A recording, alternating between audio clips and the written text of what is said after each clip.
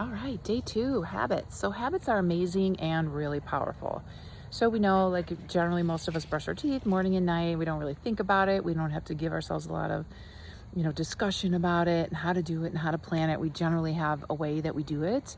Well, we didn't always, right? So we had to get that habit into our brains. And then when we have a habit, it's easier and our brain gets easier. It makes it easier and easier to connect to those nerves. And that's something called long-term potentiation. So the nerves kind of connect easier and get the job done. Think about riding a bike or a baby learning how to walk, those kind of things. The brain has learned.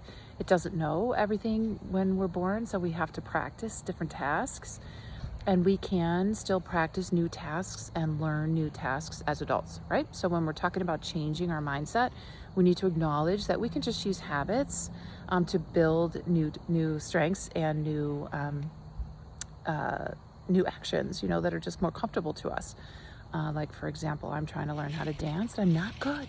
I'm not good at dancing, but I'm better than I was, I guess. So I'm just trying. I'm not good.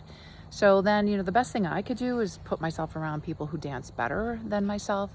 So that's the other thing. If you're trying to learn a new habit, is put yourself around people who are a few steps ahead of you, so that you can model some of their actions.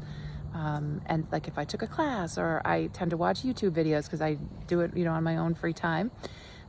So, just know that the brain is made to keep learning, and it actually does better in the long run if we keep learning new things. So we always want to be new at developing some kind of new habit or new tool, right? So there's a great book called Mindset by Carol Dweck. So I highly recommend reading that book. It talks about the growth mindset, that if something doesn't go well, we're like, okay, we'll put more effort into it and learn how to do it in a new way, right? So if it didn't go well, it doesn't mean we're done with that. We just have to keep learning and trying.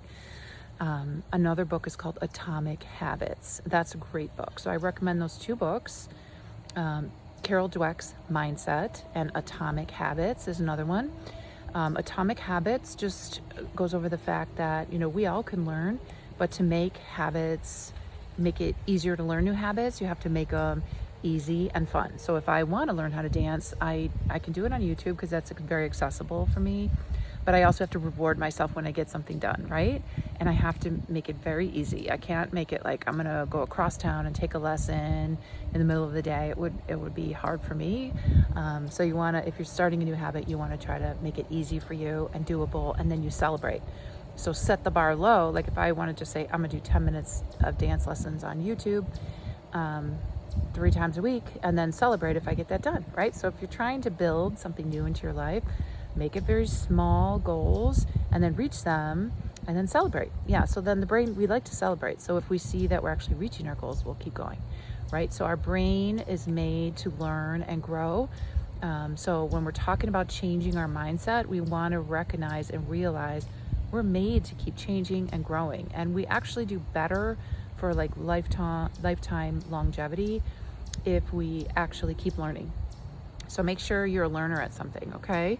Brain wonder, if you're just wondering, you're not judging and you're not being harsh about it, you're just wondering, how can I learn these new things? So just a little bit of wonder and curiosity is a good approach to new things rather than a lot of judgment. Judgment kind of shuts down our good planning brain, it brings up fear.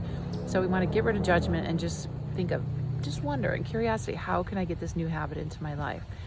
So day 2 challenge is to realize the brain is always growing and can keep learning.